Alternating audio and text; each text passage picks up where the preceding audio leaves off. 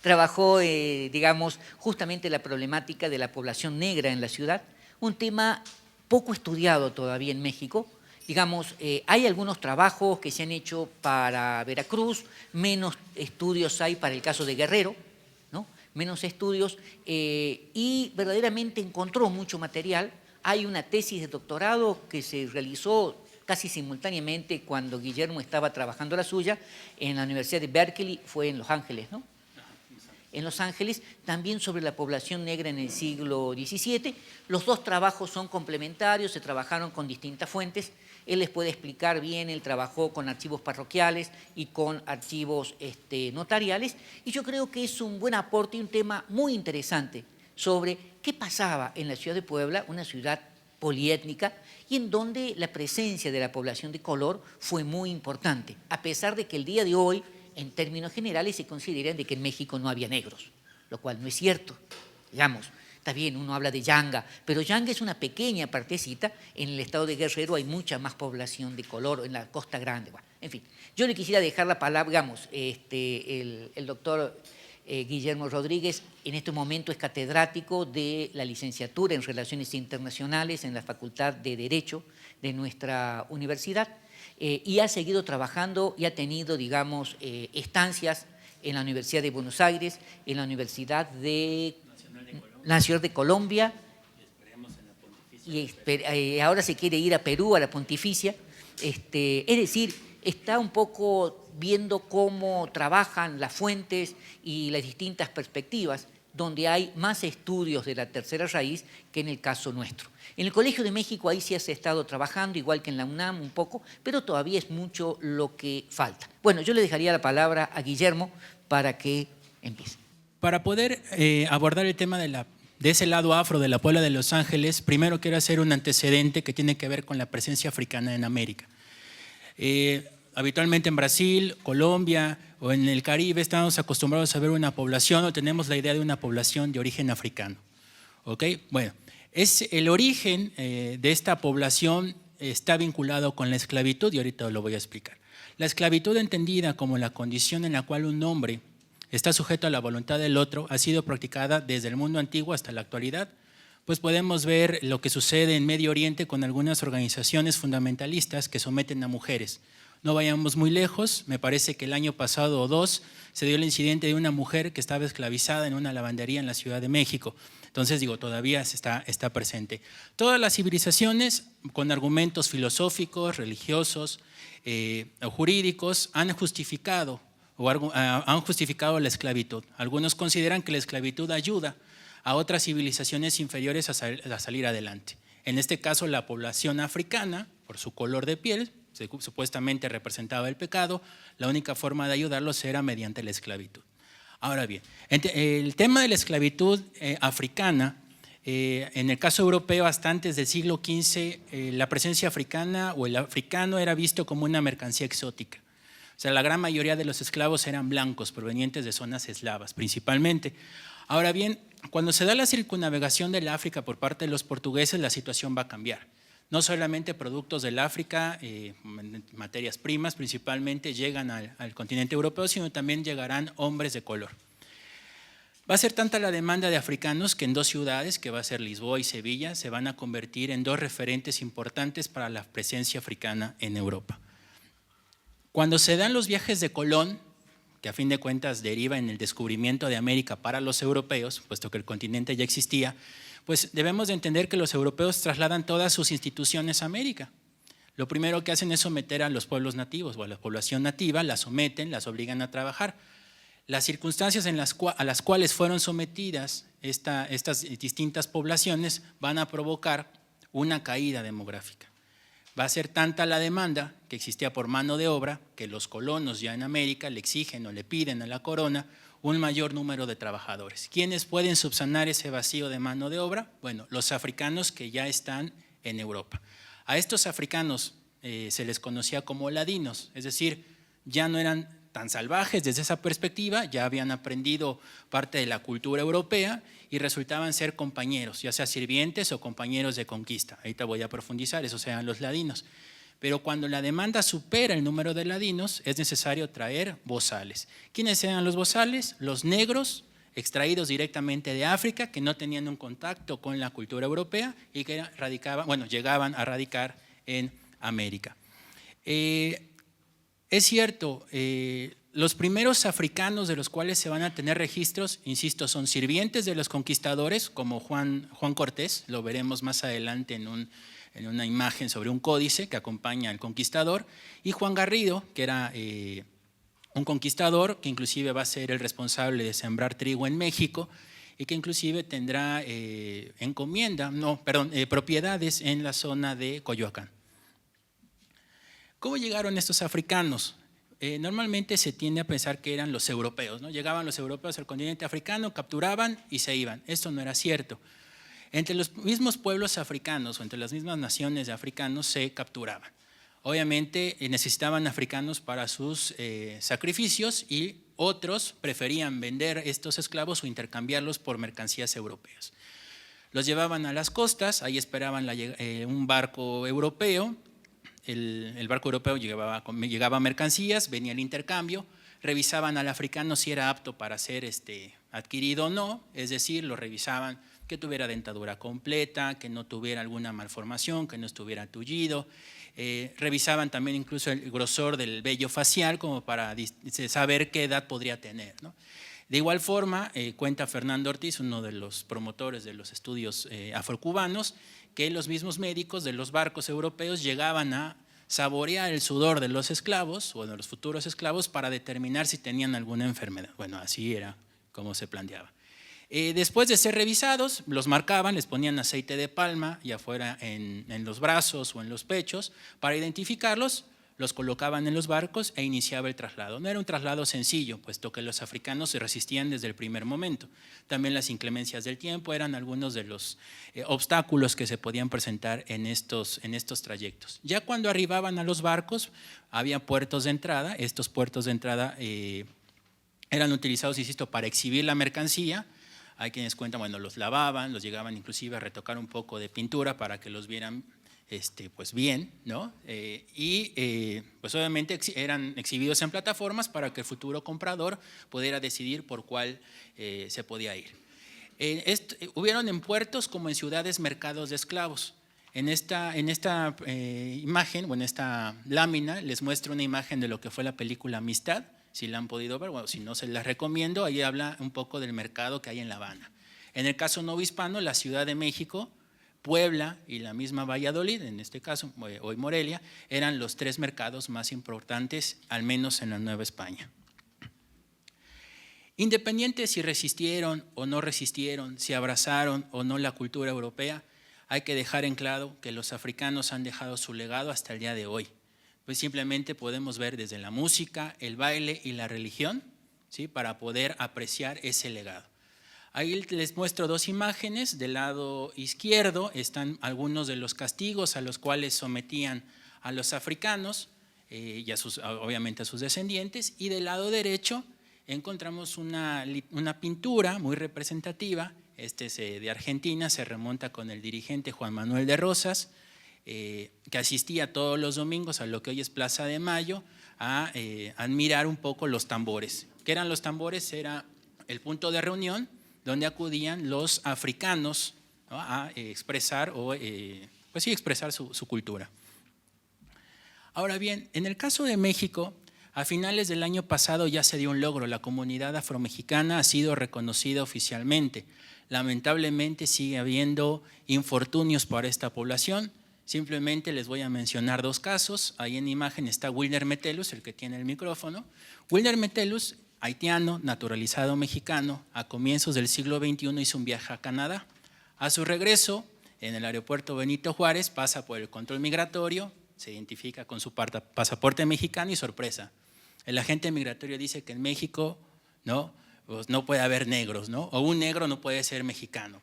Obviamente esto a él lo va a motivar y él es un promotor, de los promotores más serios que existen en la actualidad a favor del reconocimiento de lo afro. Y hubo otro incidente en Oaxaca, haciendo referencia a la Costa Chica, un autobús que trasladaba a algunos bailarines con tez muy morena y cabello chino, son detenidos en un retén militar, el encargado pide que se identifiquen, pues lo más lógico que es, ¿no? Sacamos la credencial del lector. Sorpresa, para el encargado del retén, las credenciales del lector eran falsas, porque en México no hubo negros, y confundieron a estos bailarines como centroamericanos intentando ir a Estados Unidos. ¿Esto a qué se debe? Bueno, es cierto, es un acto de discriminación, pero también tiene que ver por la ignorancia que se tiene por el pasado. ¿Ok? Bueno, el primer referente que se tiene sobre la presencia africana en México data de 1519. Insisto, Juan Cortés y Juan Garrido son acompañantes, el primero sirviente, el segundo conquistador de Hernán Cortés. O sea, a partir de ahí encontramos que entonces no es un encuentro entre el europeo y la población nativa, sino también hay una tercera, ¿no? Un tercer participante que es el africano. Por eso también se le conoce como la tercera raíz. Los principales puertos de entrada, los oficiales, era Veracruz y Acapulco, pero esto no quiere decir que no existieran mercados, o en este caso puertos clandestinos como Coatzacoalcos o Huatulco. Digo, era un negocio bastante rentable la esclavitud. Ahora bien, en el caso novohispano, el mestizaje, ¿no? Porque muchos hablamos de que el mestizaje es el resultado entre el europeo y el indígena, pero se nos olvida también del negro o de la raíz africana. Los tres grupos fueron promotores de este mestizaje, ¿sí? O por eso es equívoco hablar solo de dos raíces, sino más bien de tres raíces. Los negros al mezclarse con españoles tuvieron descendencia mulata, si se le conocía, y la mezcla entre el indio y el negro se le conoció como pardo. Un pardo famoso aparece en el billete de 50 pesos mexicanos, usa paliacate, muchos decían que por la migraña era más bien para cubrir su cabello chino. Me estoy refiriendo a Morelos. Y otro personaje, Vicente Guerrero, igual muy africano, muchos dicen que es el primer presidente africano que tuvo México. No podían permitirse que un negro fuera presidente, no podían repetirlo y por eso lo van a eliminar, ¿no? No sé si se alcance a ver bien, este es un códice, es el códice Azcatitlán. Ustedes pueden percibir a la Malinche, Hernán Cortés, después los indígenas que colaboran junto con las tropas. Pero hay un personaje que destaca también por su color. Este es Juan Cortés, el sirviente, ¿no? Cuentan los cronistas que a los africanos les llegaron a apodar o darle el nombre de los divinos sucios, ¿no? Por esa, tratemos de ponerla a la imaginación. El periodo de mayor auge en México de la presencia africana, es decir, de estos africanos que fueron traídos por la esclavitud, va de 1580 a 1640, es el mayor auge. Veracruz, tan solo por debajo de Cartagena de Indias, era el segundo destino más importante de africanos. Inclusive en recientes investigaciones hablan de un tercer puerto para la época, es Buenos Aires. No se ha desarrollado mucho, pero ya se está planteando esta hipótesis. Después de 1640, una vez que se recupera la población nativa, los mismos pardos, los mismos mulatos, que muchos de ellos eran libres, se van incorporando, la esclavitud ya no es tan practicada en México, ya no hay una tanta demanda por la población de origen africano, pero se van incorporando, viene un proceso de mestizaje, se van incorporando y es curioso, cuando se da el proceso de independencia, aunque muy cuestionado, no todo el proceso, encontramos que los africanos y los afrodescendientes defienden ambas causas, ya fueran realistas o insurgentes, ¿no? Es decir, no es que solo estuvieran con los insurgentes. Insisto, los dos proyectos para los africanos pues les ofrecía ciertos beneficios. Después de que México se vuelve independiente, en teoría hay un proyecto de integración, una nación integral o una nación que integra a todos los grupos, pero realmente esto no se dio. Los africanos van a ser olvidados. De ahí hay un intento de reactivar la presencia africana en el siglo XIX, segunda mitad, vienen mascogos, que era la mezcla entre afroseminoles y negros, que eran utilizados como primera línea de defensa frente al expansionismo norteamericano y están sobre todo en Chihuahua, donde se ha establecido en Coahuila también. Y el caso de los jamaicanos y bameños, que fueron los trabajadores del ferrocarril durante la segunda mitad del siglo XIX, sobre todo con el porfiriato. Ahora bien, hasta ahorita he explicado que hay una presencia africana, pero no he explicado el porqué del olvido, porqué del rechazo. Esto se origina, en primer lugar, durante el porfiriato y después durante la revolución, puesto que el positivismo y el darwinismo social pues se dieron a la tarea en los intelectuales de tratar de enaltecer, ¿no?, la sociedad mexicana, y para ellos la sociedad mexicana había que sacar lo positivo, lo europeo y en este caso lo indígena, ¿no? Pero lo indígena, lo del pasado, porque lo de las ruinas, ¿no? Porque los que están vendiendo artesanías, esos no son muy importantes. Y bueno, les traje también una imagen de la historieta de Memín, no sé si la han visto. Bueno, es el mejor ejemplo del prejuicio que se tiene sobre el africano en México. La mamá de Memín es una señora que lava ropa ajena, siempre tiene unas arracadas, creo que son de plástico. Cuando tienen que castigar a Memín lo hace con una tabla y un clavo. El Memín tiene sus combres desgastados, los labios como a una similitud muy de chimpancé o de un orangután, no propiamente de un humano. Vive en una vecindad muy pobre, es decir, ese es el estereotipo que se tiene sobre el africano. Aquí tenemos algunas imágenes. La primera del lado izquierdo es una representación, un intento de representar lo que eran los soldados, parte de la milicia que protegía las costas. Recordemos, bueno, en el caso de Veracruz y Acapulco, bueno, no todos podían soportar las inclemencias del tiempo y bueno, los pardos y los mulatos eran los reclutados para defender, ¿no?, los intereses de la corona. Siguiendo en el centro, en la parte superior, encontramos bueno, la danza, no me recuerdo ahorita el nombre, pero es en la Costa Chica. En la misma lámina en la parte inferior está un redondo. Es una construcción que se encuentra en la Costa Chica de Oaxaca y que es muy similar a algunas construcciones o edificaciones que hay en África. En la parte derecha superior encontramos una mujer mascoga, lo que yo les decía, una mezcla entre afroseminoles y negros en el norte del país. Y en la parte, la última imagen es una mujer de origen africano en Acapulco, ¿no? También es… que son, bueno, en el caso de Acapulco la población tiende a ser olvidada, ¿no? Muchas veces los proyectos o la infraestructura y servicios no son para ellos. Ya aterrizando a nuestro tema o el área de estudio, bueno, no voy a entrar en detalles puesto que ha existido otras pláticas sobre el origen de la ciudad. Simplemente puntualizar que Puebla, concebida como un proyecto utópico para comienzos de la década de los 30 del siglo XVI, fue concebida como una ciudad con un área central para las instituciones, una traza alrededor que era para los españoles y la servidumbre, la población de color, en teoría, y la periferia que era para los indios. Y bueno, mencionar que bueno, a raíz de las facilidades o las ventajas que tuvo Puebla tras su fundación, pues la va a catapultar a tener una edad de oro.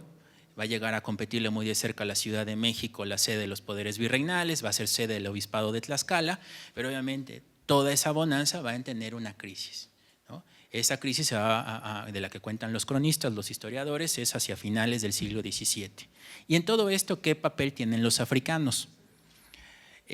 Repito, el proyecto utópico de una república de españoles no se concretó. Algunos españoles hicieron acompañar de africanos y obviamente también la presencia indígena. El primer registro que se tiene de africanos es 1536. Hay una situación con las indias fruteras en la plaza que van y se quejan porque las molestan los negros junto con otros, con españoles y demás, y entonces el ayuntamiento decide o prohíbe a los negros molestar a las indias fruteras. En 1540 aparece otra referencia sobre la población africana. Esta tiene que ver con la caja de negros. ¿Qué era la caja de negros? Bueno, era un órgano en donde te llevaba el control o el registro de los esclavos mayores de 15 años, y cuando un propietario informaba de que su esclavo se había fugado, pues los trabajadores de la caja de negros eran los encargados de intentar recuperarlos. Hacia 1681, en un informe que da el obispo de Santa Cruz, Manuel Fernández de Santa Cruz, comenzamos a percibir que la población africana no está solo en la traza, no en la República de Españoles, sino que se encuentra en toda la ciudad. Por ello es que ya se han integrado, ¿no? Forman parte de esta sociedad, como dice el doctor Cuenya, pluriétnica y polifacética, ¿no? Es decir, no solo es un barrio en particular. La ciudad no quedó exenta de fenómenos como el cimarronaje o de alzamientos. Era muy común, algunos abandonaban o escapaban de sus esclavos y acechaban los caminos que comunicaban a la ciudad. O sea, esa era una de las constantes, y normalmente peticiones del propio ayuntamiento de designar a la Santa Hermandad para que sometiera los cimarrones que asaltaban en los caminos. Y en cuanto a los alzamientos, pues la verdad no pude encontrar, ¿no?, si hubo un alzamiento. Lo que sí, hubieron medidas preventivas en relación a lo que sucedía en la Ciudad de México, y por eso obligaban a los africanos y afrodescendientes a no salir después de las 8 de la noche. Les controlaban las reuniones, ¿no?, principalmente. En cuanto a ya la realidad, porque insisto, muchos tenemos la idea de que eran africanos y eran sirvientes nada más, pero hubo también una población libre y una población que pudo tener este movimiento, este ascenso social. Me percaté de algunos africanos o algunos miembros de la población de color que eran propietarios de solares dentro de la misma traza. Esto es sorprendente. Solicitudes para ser vecinos, es decir, te habla también de un papel importante de ellos. El tema de las reuniones y los bailes pues era también utilizado por los africanos pues para expresarse, sobre todo en las carnes tolendas era un desorden, de acuerdo a lo que narraba la sociedad, las autoridades del ayuntamiento. Encontramos también diversas actividades que realizan los africanos, desde las lavanderas, que terminaban siendo un espectáculo cuando terminaban de lavar, pues para los que asistían, ¿no?, los que andaban ahí de espectadores. Habían aguadores, vendedores de vino, ¿no?, que también te demuestra este ascenso, ¿no?, o también la posibilidad que tenían de poder adquirir dinero para adquirir su libertad, tratándose de hombres esclavos, desde vendedores de ladrillos, mujeres de buñuelos, que había quejas en el ayuntamiento porque amaban todos los portales, y entonces había que hacer algo para que no siguieran haciendo esto. Aunque también existían ciertas prohibiciones para que desarrollaran algunos oficios, pues encontramos africanos o gente de color siendo curtidores, siendo zapateros, pastores, tintoreros, es decir, no hay esta restricción pues no se lleva a la práctica. Otros datos sorprendentes es el de Juan Crisóstomo, que era un mulato que llegó a ser en 1666 alguacil, ¿no?, es decir, tenía vara de justicia, en fin. Entonces ya se imaginarán un poco el revuelo que generaba su nombramiento. De igual forma hubieron pregoneros, me parece que hace 3 jueves o 2 jueves hubo una plática al respecto. Bueno, aquí hago mención de 2 pregoneros, Juan de Villafranca, que era negro negro esclavo, y Juan Flores, que era mulato libre. Eso te habla también de que tenían capacidades, ¿no?, el hecho de tener una buena voz, poder tener una buena retentiva, ¿no?, porque pues eran los que informaban, ¿no?, sobre las medidas de las autoridades. Hay otros 2 casos. Juan de Vera, que era un cantor de catedral, era admiradísimo. A mí me sorprende el costo en que estaba tasado o valorado, 1,400, cuando el promedio era entre 300, 399 pesos de oro. 1,400, pues ¿qué hacía? Bueno, lo cuenta, ahorita no recuerdo el autor, que tiene un artículo al respecto, pero habla de que tenía una buena voz, tenía buenas capacidades.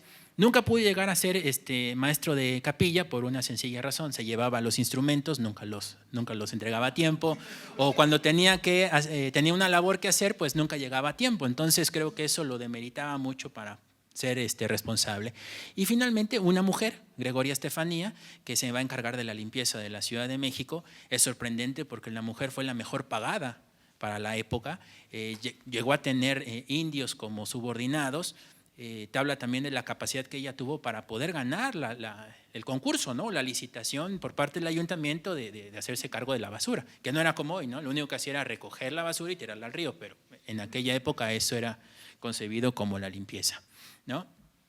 Y ahora, bueno, voy a hablar un poco sobre el mercado de esclavos. Voy a explicar un poquito la dinámica. De 1595 a 1710 hice cortes cada 5 años. Es decir, hice cada quinquenio, por ejemplo, 1595, 1600 y así, no fue corrido, ¿no?, para darme un poco la idea de cuál era el comportamiento de esta actividad en Puebla. Puntualizar que hasta antes de 1624 la venta de esclavos se hacía en la plaza pública. A partir de 1624 ya pasa a San Francisco. Ahí había entre la cementeria y las escaleras, me parece, de San Francisco.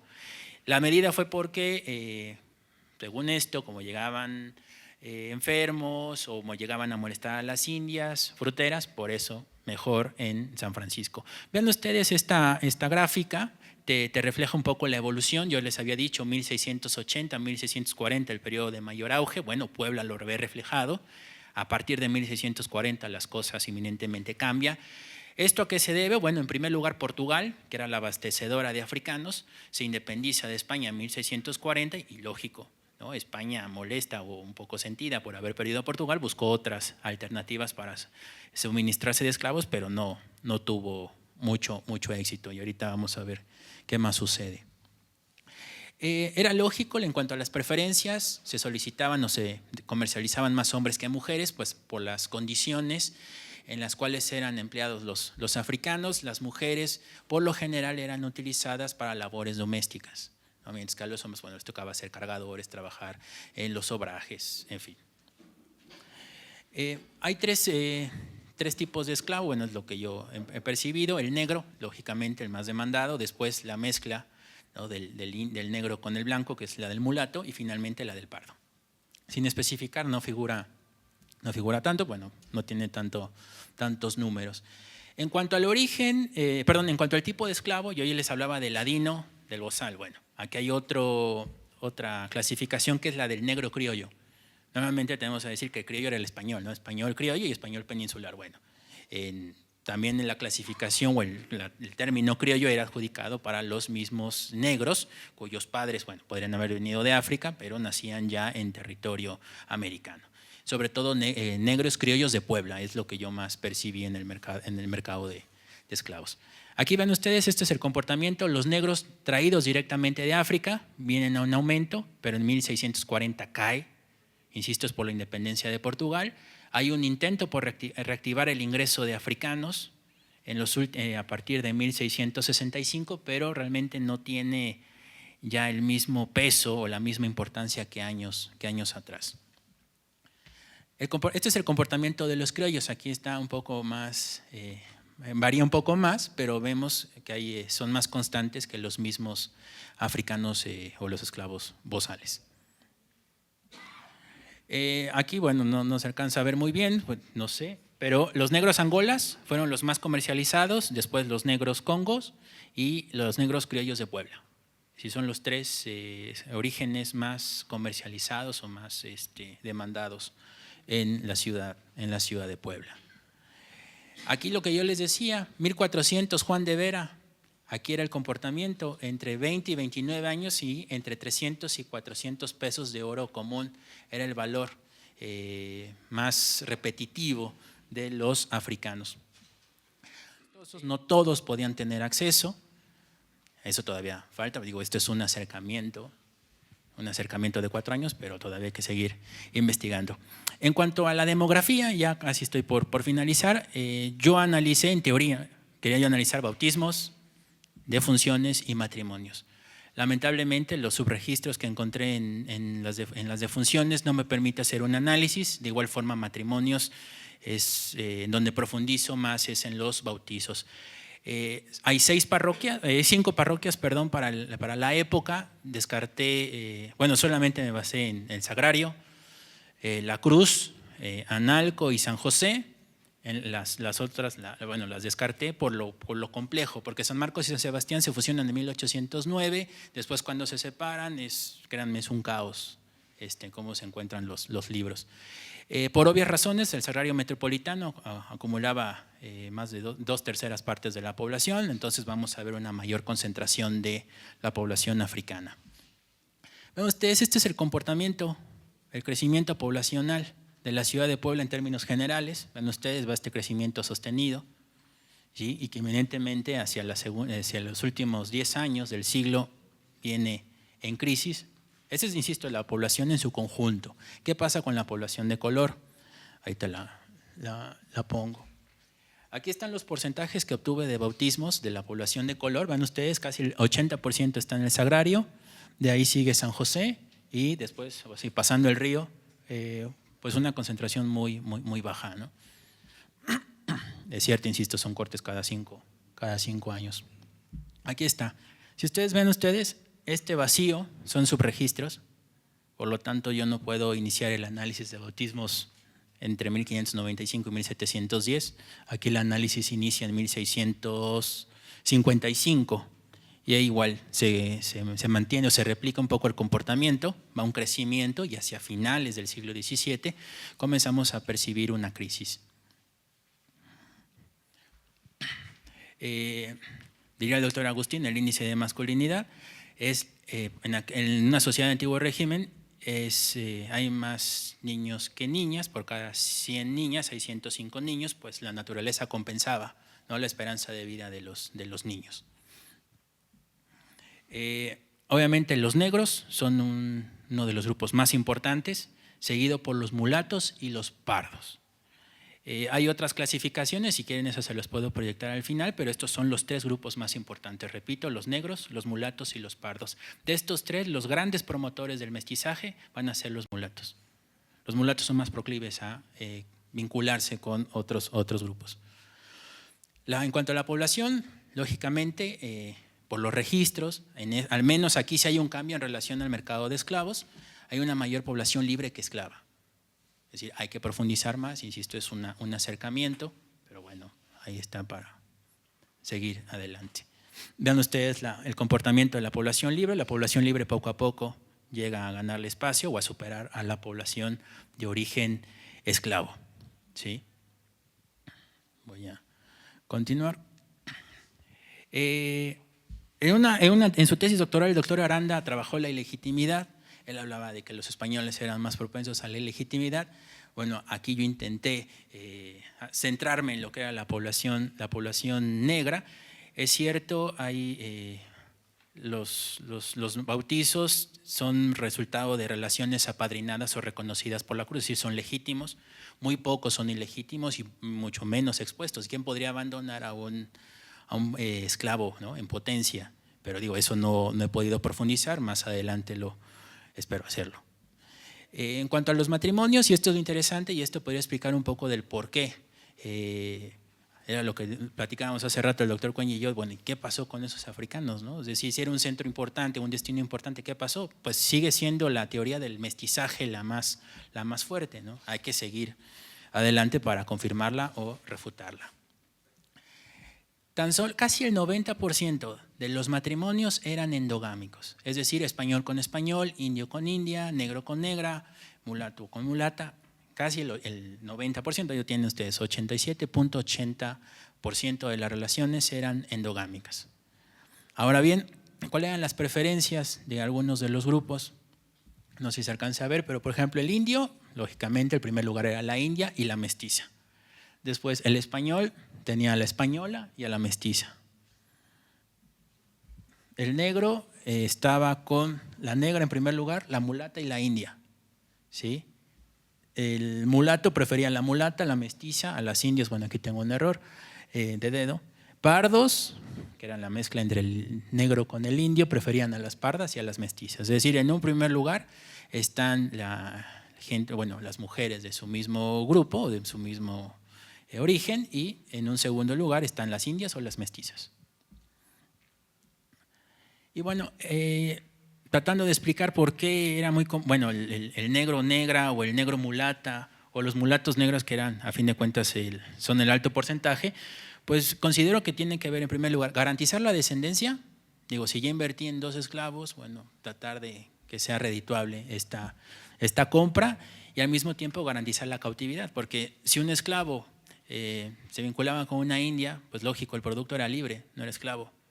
Entonces para el propietario lo ideal era, pues, entre esclavos, sigo teniendo esclavos y no voy a invertir. Y finalmente, cuando hablo de las relaciones entre un contrayente de color y uno de no color, aquí insisto, los mulatos son los más propensos al mestizaje, a diferencia del negro, que es como, bueno, podríamos entender que el negro respondía más a los dictámenes del amo o del propietario, aunque el mulato podría ser más propenso a esta libertad de elegir y por lo tanto era promotor del mestizaje. Bueno, si me permiten, voy a leer unas pequeñas consideraciones finales ya para dar pauta a las preguntas. Aunque concebida como una ciudad de españoles, el mismo desarrollo de la Angelópolis determinó la presencia de indios y africanos. En relación con este último sector, hay evidencias tempranas sobre la existencia de hombres que no solo figuraron como sirvientes de los blancos, sino que como consecuencia de la movilidad social lograron alcanzar títulos de vecindad junto con la posesión de solares dentro de la traza. Tales casos no pueden ser considerados como únicos. La presencia africana en la Angelópolis, si bien no alcanzó los niveles de la capital virreinal, tuvo una importante representación en la vida cotidiana del centro urbano. Gran parte de la población de color estuvo vinculada con la esclavitud. Sin embargo, dentro de este sector se presentaron casos excepcionales que destacaron en una ciudad dominada por la élite blanca. Debemos hacer mención de que una parte de la población africana, cautiva, adquirida por pobladores blancos poblanos, respondió a los intereses de estos no solo para saciar sus necesidades productivas, sino también para demostrar el estatus que ostentaban. Tratemos de imaginar a un español de renombre o a su esposa haciéndose acompañar por hombres, mujeres y niños cautivos bien vestidos como muestra de su opulencia. Dependiendo de las circunstancias, algunos hombres y mujeres de color lograron desarrollar habilidades que les permitieron ascender, manumitidos o no, dentro de la sociedad poblana hasta alcanzar cargos supuestamente exclusivos para los blancos. La presencia de aguadores y vendedores de productos como el vino, cal, ladrillos o buñuelos deja ver que en Puebla los negros y mulatos, con o sin el aval de sus dueños, podían trabajar para conseguir ingresos que le permitieran manumitirse. Hubo también hombres de color que desempeñaron determinados oficios, como chapinero, zapatero, en fin. Lo mencionado demuestra que las capacidades físicas no fueron las únicas que determinaron la presencia y la existencia de africanos como afrodescendientes en la ciudad. Las relaciones exogámicas que se establecieron entre los tres grupos propiciaron la mezcla dentro de la sociedad poblana, mientras que algunos afrodescendientes pudieron ascender con el apoyo y reconocimiento de sus padres blancos o integrarse al sector indio a través de las madres o padres naturales, aquellos que se mantuvieron ligados a las condiciones de los padres de color corrieron con la misma suerte de estos. Por ello, no debe sorprender que la supuesta división entre barrios de indios y la República de Españoles, incluidos los africanos, marcada de forma natural por el río San Francisco, no haya sido obstáculo para detectar la presencia de cada uno de estos grupos de forma indistinta en ambos lados de la ribera. En relación con la esclavitud, a través de los archivos notariales y en particular de los contratos de compraventa, se pudo conocer la dinámica del mercado esclavista poblano. Los esclavos varones, los más demandados; los negros, los más solicitados frente a mulatos y pardos; los criollos, los más comercializados; esclavos de Angola, Congo y Puebla, los más requeridos; los esclavos cuya edad oscilaba entre los 20 y los 29 años fueron los más comunes y con un costo entre los 300 y 399 pesos.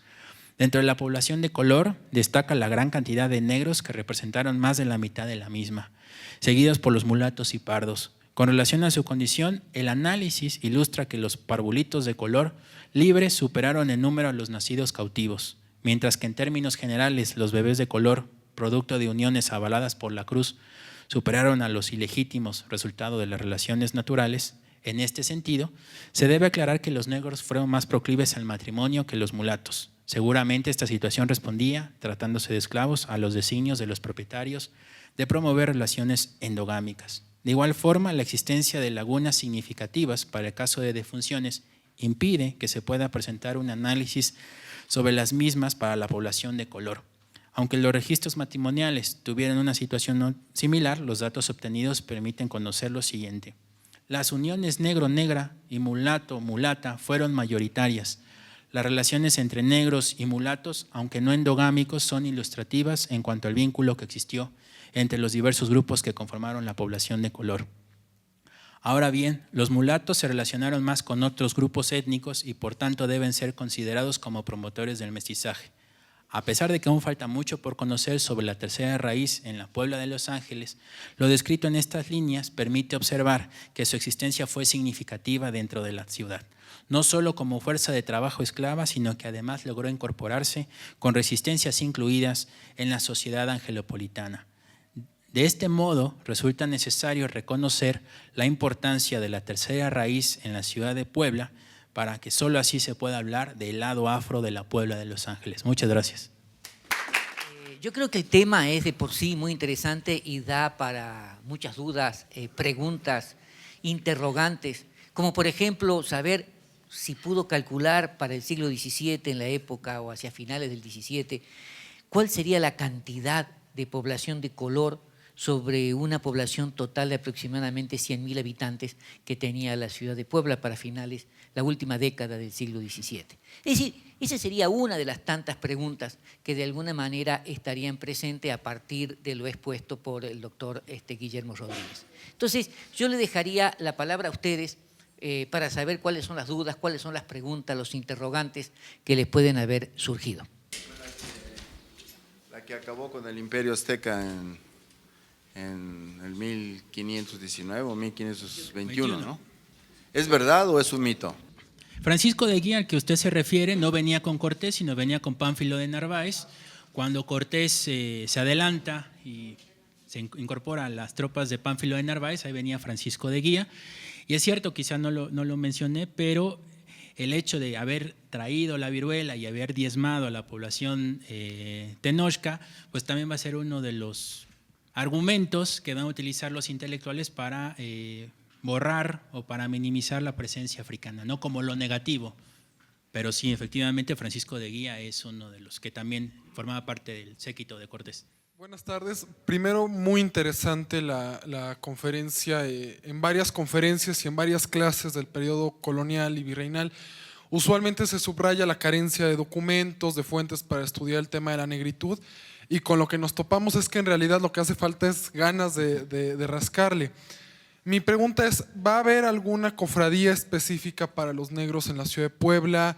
¿Alguna iglesia específica para ellos? ¿Algún espacio que ellos den una significación y un uso muy particular para sus rituales, etcétera? ¿O va a ser muy difuso este tema? Mira, en cuanto al tema de las cofradías, yo no he tenido la oportunidad de trabajar. Sí, un colega, Pablo Sierra, ha trabajado el tema de las cofradías y de acuerdo, bueno, en los momentos que hemos intercambiado información, sí hace referencia sobre todo a la zona de San José, que era donde mayor concentración, bueno, además de las cofradías, de las milicias de pardos y mulatos. Yo no he entrado en eso por las mismas fuentes que yo consideré en mi análisis, que son las parroquiales y notariales. Hay muchas y como tú mismo lo dices, ahí están, simplemente no habíamos puesto el ojo o no se ha puesto el ojo ahí y no se ha querido trabajar. Yo quería preguntar acerca de, digamos, nada más existe el comercio de esclavos y de negros por parte del Atlántico, o también existe, digamos, el lado porque se ha documentado, por ejemplo, en el siglo XVII, que cuando se cancela y cuando se prohíbe el comercio con las otras partes del virreinato como Perú y la parte de Sudamérica, a pesar de eso existe una corrupción brutalmente enorme, pues, y quería preguntar acerca de si existen registros en el que hubiera habido entrada de otro, por ejemplo, del sector negro por esta puerta. Y bueno, un comentario que me parece también interesante que podría complementar sería también a la hora de examinar los cultos de vírgenes y de santos negros. En el caso de las vírgenes, me parece muy interesante el hecho de que los intelectuales del siglo XVII y del siglo XVIII hacen un argumento que es el argumento que se aparece en el Cantar de los Cantares, cuando dice la Virgen María, dice en la Vulgata aparece como nigra sum sed formosa, y en nuestra traducción hoy en día sería soy negra pero hermosa, y a pesar de eso en la Biblia que traduce el español se pasa las características como trigueña, no como negra. Otra cosa también que me parece interesante en esto de los cultos marianos negros es el hecho de que dicen, esto está documentado por Luis Elena Alcalá cuando menciona, cuando se pasa a la Virgen de Loreto, que es originariamente negra de la península América, se hace el argumento por los padres jesuitas que la incorporan en el siglo XVIII, que la Virgen no es originalmente negra, a pesar de que la Virgen que supuestamente había pintado, que se había pintado era negra. En realidad estos intelectuales dicen, no, la Virgen no es negra, la Virgen se ha quemado. La Virgen se ha quemado por las velas, por el material que ha tenido, por todas estas cuestiones, por el paso del tiempo. La tez ha tenido una tez negra, pero no es una tez, una tez trigueña, pero no es trigueña por naturaleza, es blanca por naturaleza. Y lo que ha pasado es que el sol la ha quemado y vuelven a acudir al cantar de los cantares de la Vulgata, ¿no? Entonces me parece muy interesante esta parte cultural de cómo a veces hay contradicciones utilizando una misma fuente para hablar sobre la negritud, en el caso de las devociones marianas negras y también otros casos que no he investigado más, que es el de los santos negros. Que los estudios afromexicanos datan de la década de los 40, 70 y 80, es cuando tienen su boom, y eso para comparar un poco la esclavitud de Estados Unidos con la de México, que a alguien se le ocurrió, creo que fue Tanneman, decir que era más humana la esclavitud en las colonias españolas en América. Sé de trabajos en Jalapa, sé algunos de la Ciudad de México, sé de la misma Michoacán. No te puedo, de lo que yo trabajé, al menos en Puebla, sí tengo algunos registros de personas que están comercializando algunos esclavos que han traído de las Filipinas. O sea, sí, ahí me ha tocado, no te puedo tener ahorita con exactitud la cantidad, pero sí, Puebla tiene este flujo, ¿no?, de mercancías, y sí lo hay. O sea, en eso… y bueno, hay otras partes donde te cuentan cómo fue que lo adquirieron o de cómo, con quién lo adquirieron y demás, ¿no? Y resulta que a veces el negro ya tiene 3 o 4 propietarios. En cuanto al culto, hay un investigador, se llama Marco Polo Hernández Cuevas, tiene un artículo que se llama Las raíces africanas de la Virgen de Guadalupe. Podríamos igual también entrar en debate o toda una discusión al respecto, pero sí, él plantea que más que una virgen indígena, ¿no?, era más bien una virgen de origen africano. Y hay otro, él cita mucho a Manuel Zapata Olivera, un colombiano que tiene un texto que se llama, me parece que es El Gran Putas, ahorita no recuerdo el nombre con exactitud, pero sí también profundiza o detallan un poco sobre estas raíces africanas en el culto.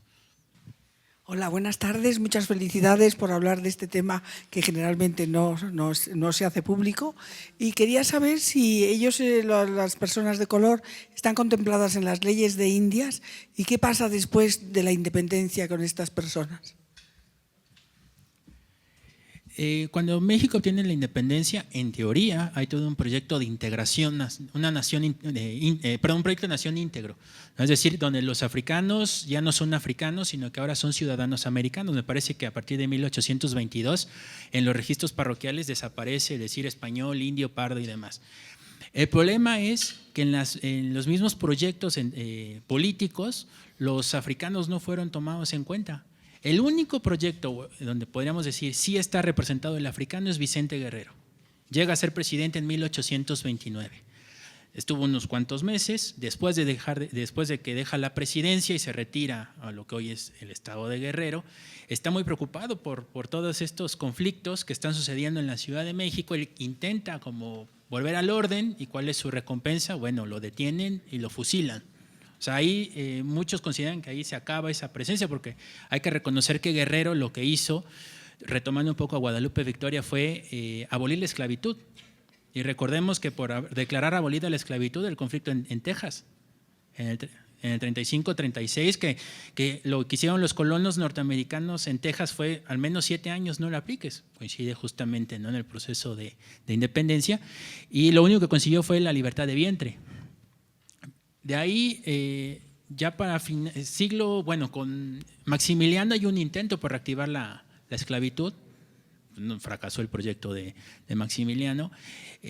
Después, con la imagen que tenía el país, bueno, después de haber perdido un territorio y demás, los políticos mexicanos querían traer europeos, pero nuestra imagen como país no lo favorecía.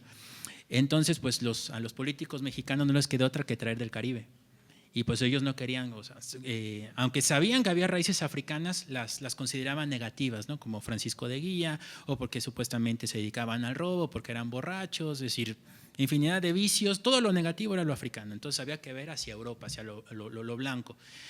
Por eso es que llegaron, como repito, los mascogos, los jamaicanos y los bahameños.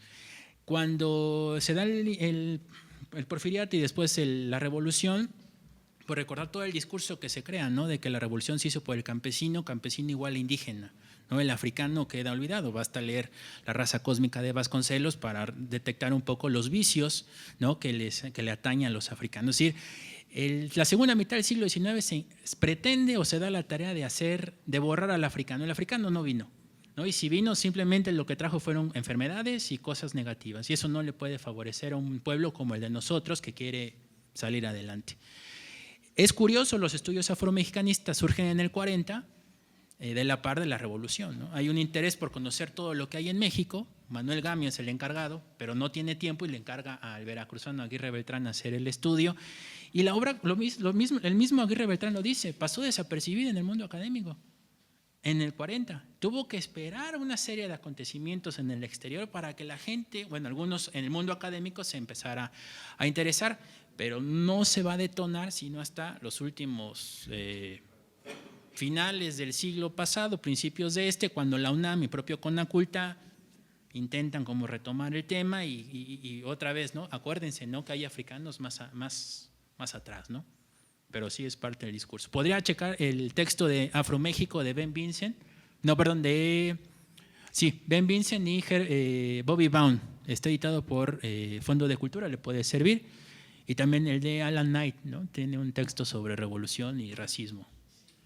Me sigo preguntando qué pasó con esa concentración. Insisto, la Ciudad de México concentraba más del 50% y Puebla le seguía. Pero sí, ¿qué fue lo que pasó? Hay que seguir trabajando en los archivos para detectar. Lo que sí saben, bueno, en Izúcar es de donde más hay una mayor rasgo, ¿no? Chietla, sí.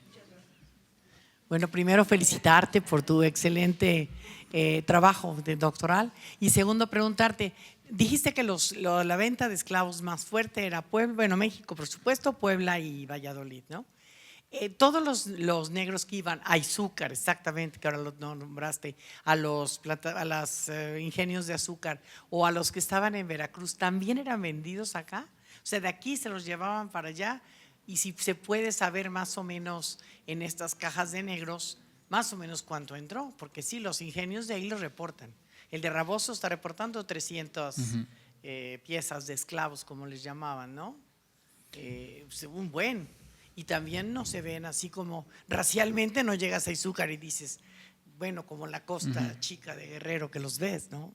O en Veracruz. Sí, en cuanto al tema de nuevamente el mercado de esclavos, Puebla sí era un referente, venía gente de, bueno, lo que es la región de Hidalgo, venía gente del interior, bueno, lo que hoy sería el interior del mismo estado de Puebla, a adquirir esta mercancía. Yo creo, habría que también profundizar un poquito más en el análisis como para percibir quiénes se quedaban en la ciudad y quiénes se iban. Es cierto, si hay una concentración importante en cuanto al tema de los ingenios. Este apellido Raboso de la Plaza, ¿no? No recuerdo, me parece que en segundas nupcias la viuda lleva, ¿no? a estas segundas nupcias lleva el ingenio con más de 100 esclavos y es sorprendente. En cuanto al tema de las cajas de negro, insisto, son las referencias que yo tuve en el archivo del ayuntamiento, no he podido como encontrar, ¿no? la fuente o algo más consistente que me permita sacar o calcular un poco las ganancias, ¿no? Insisto, es demasiado la información que hay que profundizar. Lo ideal para mí sería hacer pues, lo que dijo alguna vez Fernán Brodel, pero es un sueño muy complejo, ¿no? La larga duración, pues a ver a qué horas, ¿no? No, de verdad es que es sorprendente. No, y es que ahorita, por ejemplo, estoy trabajando un periodo más reciente, ¿no? 1799-1826. O sea, ahorita nada más llevo un conteo rápido, llevo como 10,000 para 4 parroquias. Es imposible, ¿no? Pero digo, seguro, sí, eso de los olmecas y los rasgos negroides sí es algo que también se está manejando y que se ha difundido recientemente. Las características de esta ciudad en cuanto a la religión, en función de lo que ya escuché de que estuviste en los archivos de capillas, pero también porque en el caso del poblano, o sea, si no entendí mal, sus esclavos no eran cualquier esclavo. No es el caso de las personas que fueron esclavos en el campo, ¿no? Entonces, estas características que se dieron de relación de amo o patrón, ¿verdad? Para con su reivindicación espiritual, ¿hay alguna línea que tú consideras cuando precisamente el que lo legitime en el bautizo, o sea, para poder, digamos, de alguna forma entender el porqué, en este caso específico de lo que has estudiado en Puebla? Inclusive hay quienes plantean de que un esclavo de campo a veces no llegaba a conocer al patrón. El encargado de llevar a cabo el castigo era el mismo capataz que resultaba ser de origen negro, ¿no?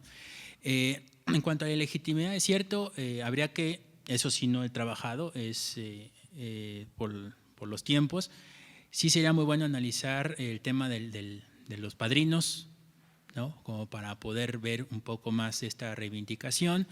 Donde quizás sí podríamos encontrarlo es en las manumisiones, es decir, en las libertades que daban, porque siempre el que estaba manumitiendo al esclavo decía por el amor que le tengo, ¿no? Evidentemente no era por el amor que tiene, ¿no? Sino simplemente era como antes de morir, que sea mi última voluntad liberar a mi esclavo o a quien fue mi mujer, aunque haya sido su esclava, ¿no? También hay que mencionarlo y bueno, es lógico, sé que falta más por profundizar. Buenas tardes, mi pregunta va más con respecto a la actualidad. Tengo entendido que después de la reforma en 2015, el INEGI ya incluyó una conceptualización de afrodescendiente en un censo y que más o menos la población de afrodescendientes en México es de 0.9%. No sé si sepa si está como registrado un porcentaje que se identifica de la población poblana como afrodescendiente y asimismo si hay un centro donde difundan como con respecto a la cultura afrodescendiente aquí en Puebla. Del término afrodescendiente, creo que no les agradó mucho a los pueblos negros de la Costa Chica porque ellos están muy orgullosos de ser negros. O sea, para ellos negro no tiene una carga peyorativa, ¿no? Para el contrario implica orgullo. Quizá, y eso lo vinieron manejando desde, me parece, 2010, 2012, el tema del negro. Si hay en Puebla, la verdad no he encontrado, ¿no? Si hay algún sector de la población que se reconozca, creo que apenas, digo, es curioso, ¿no? Llegaron en 1519, pero todavía estamos en este proceso del reconocimiento. Y si en Puebla se promueve o se trata de difundir, creo que no, habría que también ser promotores o tratar de que las mismas autoridades se fijen, ¿no? en la mirada. Sería bueno a los que trabajan en historia del arte o también los que estudian etnocoreología y demás, que rescataran un poco las ombligadas, que era un baile que practicaban mucho los africanos en Puebla y que fue prohibido por la Inquisición. Pues sería bueno también como conocer esa parte. Y creo yo que sí falta más difusión por parte de autoridades y obviamente de más instituciones. Digo, es un tema que recién, bueno, en teoría, ¿no? Recién empieza y todavía estamos… Yo me quedé para el final casi. Yo creo que el tema da para mucho, digamos. Tú estás recién, a pesar del tiempo que has venido trabajando, tienes un panorama general a partir del cual vas a profundizar. Pienso que la problemática es compleja. Y la problemática es compleja porque el número de gente de color aumenta o disminuye de acuerdo a la legislación.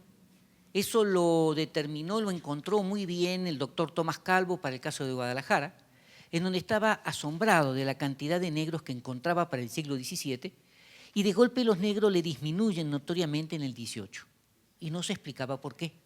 Hasta que llega a la conclusión es que los negros, mejor dicho, los negros en el siglo XVII no pagaban tributo y en el siglo XVIII sí iban a pagar tributo, entonces muchos indígenas eran registrados como gente de color, dejaba de pagar tributo, y en el siglo XVIII ya no tenía importancia ser de nuevo indígena o ser negro, entonces le disminuía notoriamente. Claro, él lo encontró para Guadalajara, es muy difícil poderlo generalizar, y sobre todo por las dificultades que tú señalabas para poder analizar el siglo XVIII, o por lo menos hasta finales del siglo XVIII. Yo creo que la gran pregunta sería, bueno, ¿qué pasó con la población de color? Yo creo que la respuesta está en el siglo XIX, con las grandes dificultades que existen, justamente por la desaparición de la calidad étnica a partir de 1821, justamente de la independencia. Y son muy pocos los lugares en donde todavía a finales del siglo XVIII, siglo XIX, comienzo del siglo XX, aparece la calidad étnica. Uno de los lugares donde yo me encontré una verdaderamente excepción, trabajando la influencia de 1918 en Tehuacán, es que los libros del registro civil para Tehuacán en 1918 señalan la calidad étnica. Claro, no dicen negro, no me aparecen gente de color, aparecen blancos árabes, indígenas y mestizos, nada más. Pero aparece la calidad étnica, lo cual me parece extrañísimo, porque eso estaba prohibido. Y no es el archivo parroquial, el señor cura que muchas veces continuaba, sino la autoridad civil. Pero esto me llama la atención justamente porque el problema que aquí tendríamos que bajarnos al porfiriato y es el problema racial. En el porfiriato, que trabajó muy bien la doctora Nidia Cruz, que nos va a plantear cuando tenga su trabajo, su plática sobre San Javier. Y yo creo que ahí está la clave para entender el proceso de blanquización. ¿Quién determinaba quién era negro y quién era blanco o mestizo? Es decir, si ya en el periodo colonial el problema étnico es una calidad cultural que no está relacionada con el color de la piel, alguien podría ser mestizo, pero si era educado por su padre español, era un español. Y yo le comentaba a Guillermo hoy justamente que el primer presidente de Argentina, Bernardino Rivadavia, por el cual Cholula se llama de Rivadavia, cuando uno ve la litografía de Bernardino Rivadavia en 1821, es un mulato que no cabe la menor duda. Y sin embargo, él tiene legitimidad de español viejo de quinta generación. Claro, todo eso se compraba. Entonces, no importaba el color de la piel. Eso es lo importante. El color de la piel es absolutamente secundario, sino cómo actuaba. Si yo siempre insisto, si don Benito hubiera pensado como indígena de Oaxaca, jamás hubiera llegado a ser presidente de la República. Jamás.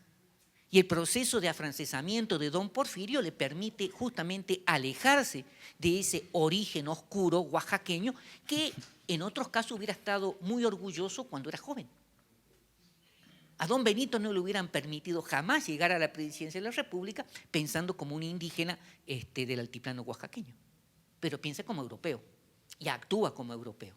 Entonces, eso es un problema cultural, cómo fue educado, cómo viste, digamos. Y la población mulata pasa exactamente lo mismo.